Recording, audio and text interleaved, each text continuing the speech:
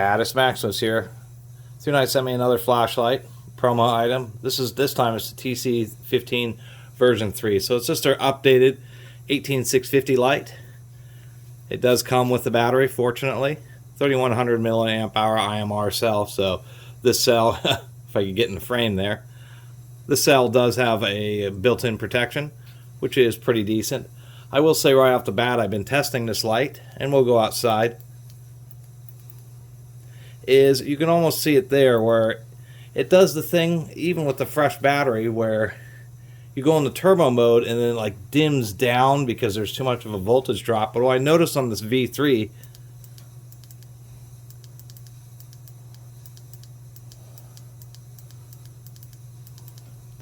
I'm trying to see, you can see it dimming.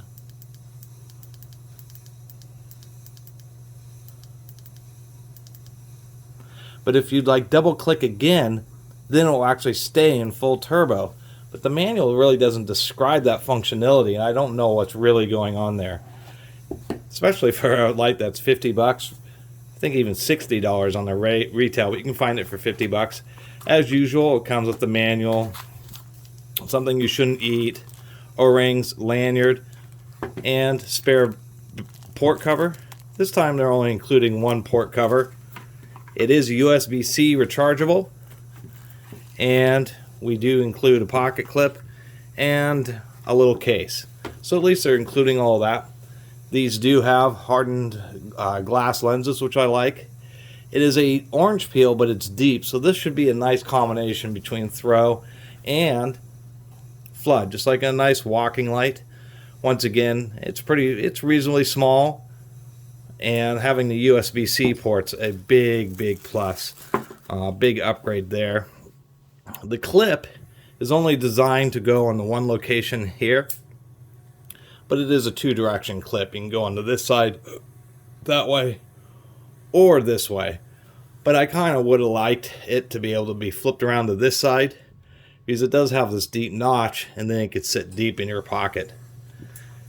As far as the lanyard's concerned, and I always mention this on these lights, oh, I should mention, it does come with a spare seal for the power button, but just like all ThruNites, they don't tell you how to, this is a threaded collar, and you gotta like use a pair of snap ring pliers and get the little tips and those little notches and unscrew it. One of the biggest annoyances with these ThruNites is the fact that a lot of them come with those buttons, and it's not easy to replace them. And if you don't have a pair of snap ring pliers that have really sharp tips, then you're never getting that ring out.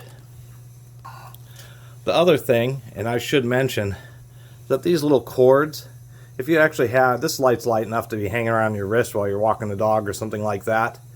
Even though they do deburr these holes, the hard aluminum as it rubs against this little string bit, even though this is like a special reinforced string, eventually wears through and they break.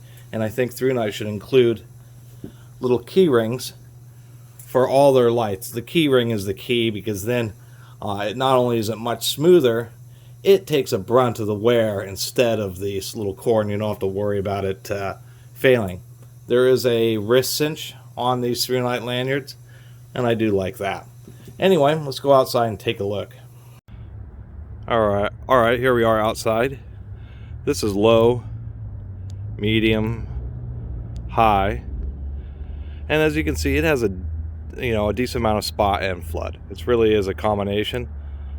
Maybe if we go to medium here, it will be just fine for hiking and walking around, and will last several hours at this setting.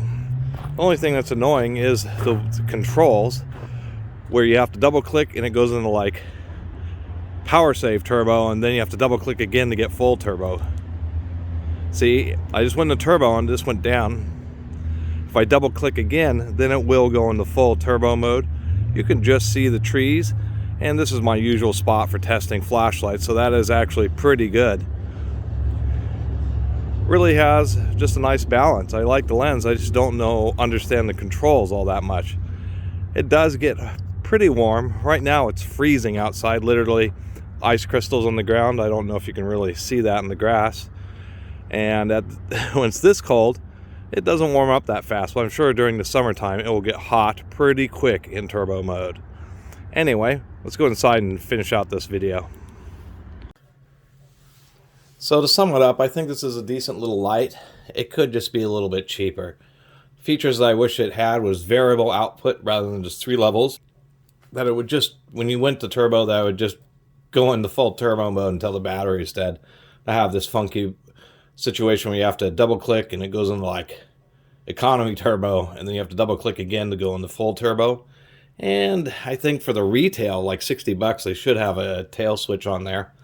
But there are some good points about this V3 that they did upgrade. One is an electronic lockout. So when you lock it out, you can barely see it. When it's locked out and you press the button, it blinks red. Come on now. Another nice upgrade is that they have squared off the body, as you can see, and has these nice flats. So if you use it without the belt clip, it's less likely to want to roll around. And the fact that it is using a genuine Cree XHP35.2 LED element, and it actually has a good beam pattern, a nice combination of flood and spot. Having that, it is an orange peel lens, but they made it very deep, giving you that combination. So I think that actually has pretty good throw and pretty lightweight, more and compact enough to actually carry around regularly. And if you have used the lanyard and have it hanging off your wrist, it's not too annoying. Anyway, I really appreciate everybody who's been watching and subscribing. And if you haven't subscribed, please do. Until next time, Catus Maximus out.